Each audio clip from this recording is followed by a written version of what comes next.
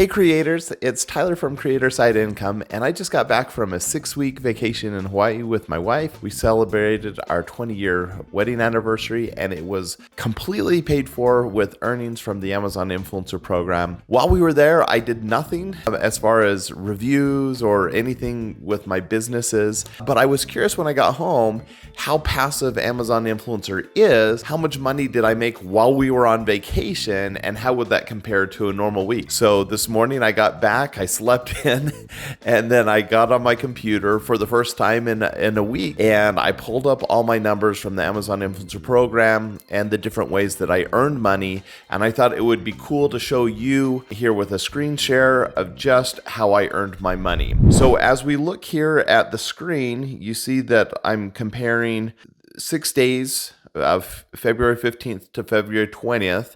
That's when I was on vacation, to 6 days prior to that, before I left on vacation. And during the 6 days prior, you'll see here in the parentheses, during that time, I did 19 reviews, which is typical for about a week for me. And 3 of those reviews were sponsored reviews. And so we're going to see some differences in the numbers just because I did those reviews during that week. So let's look at the week before I went on vacation first. Here, you see, these are all the different ways I make money with my Amazon reviews, or the ways I could make money. The first way that I could potentially make money is on on-site commissions for the German storefront, Australian storefront, and UK storefront. This is something that just in the last few months, I've uploaded videos to each of those storefronts. It's the videos that I had already recorded for my US storefront and then my Canadian storefront, but I went ahead and uploaded some to these other storefronts as well to see if I could make some money. And in the week prior to my vacation, you see that I made no money on those storefronts. However, while I was on vacation, I made $3.84, which was my first ever earnings from my UK storefront. So if you've been considering putting things up on a UK storefront, it's not making a ton of money for me. And I think I've put about 50 videos on that storefront. And now I think that's from a single sale. So I've had like 10 clicks and 1 sale on the UK storefront. Hopefully that becomes a regular thing, especially because earnings are down on the US storefront. But I'm thrilled that last week while I was on vacation, I made almost $4 from my UK storefront.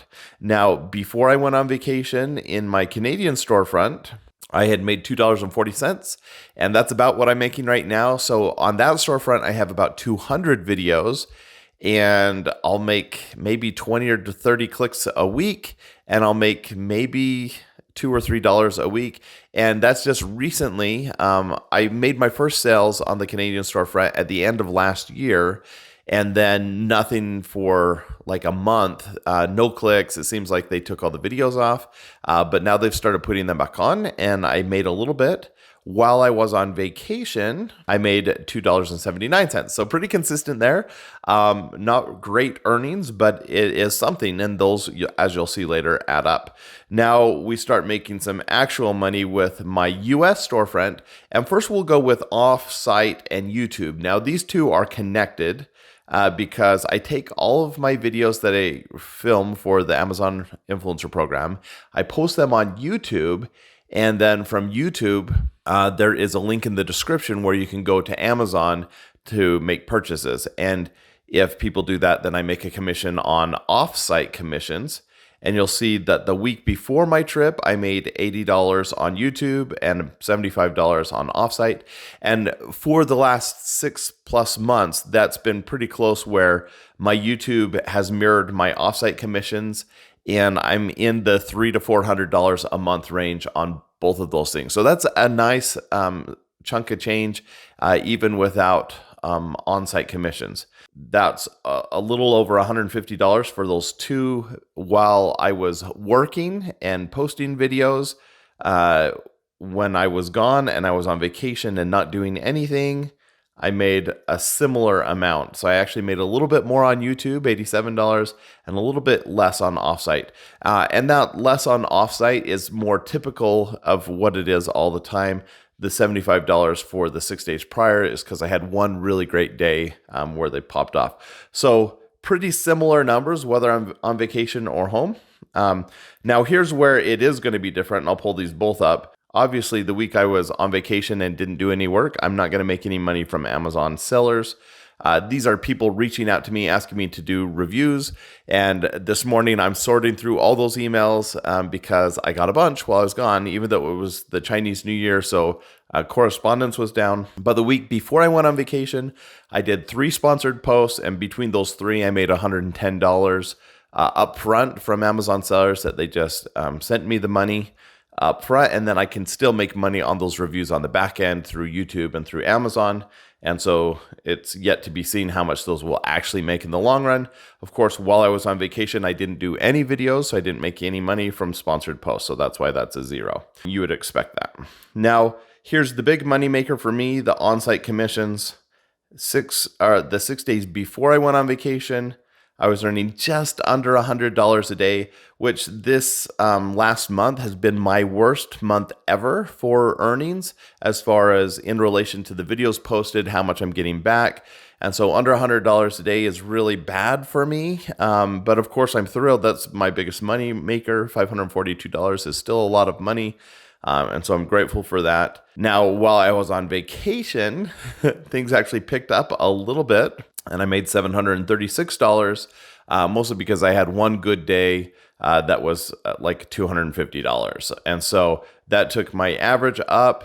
But then here's what's interesting. If we look at our totals, the 6 days prior to vacation, I made $800, $811. And while I was on vacation, I made $861. So I actually made more money by not working than I did by working. Of course, that's not how it's going to be if I just stopped doing reviews altogether. Eventually, all my earnings would trail off and I wouldn't make very much money. But at least in the short term, you continue to make money just because of your back catalog. Now, this represents over 1,500 videos on Amazon and on YouTube. So that's a lot of videos that I have in my catalog for my last year plus of efforts on the Amazon Influencer Program. But pretty excited to see that there wasn't a huge drop off just by taking a week off. So if you're feeling burnt out, it's okay to take a week off. I'm going to get right back into it today. I'm excited to do some reviews. But taking a week off didn't do a lot of damage. If now these last 2 I think are pretty cool to look at. If we look at I'll just unclick all of them and talk about it for a second here. If we look at my daily earnings, prior to vacation, $135 a day, on vacation, $143 a day. And if we extended that out, that daily earnings over a year, I'm right in that $50,000 range to make in earnings this year. Now, I hope that February is like the worst month of the year and my earnings actually pick up. My goal for this year is to make about $85,000. And so I'm behind pace for that. But would I be thrilled with another 50 grand this year? Of course.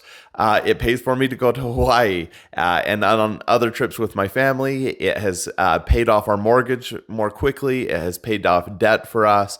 And so while most of those earnings are going into investments and savings and paying off debt, we do earmark about 10 to 20% of it to do things and purchase things as a family. And so we are definitely having fun with that money. I'd love to continue to cross things off my bucket list.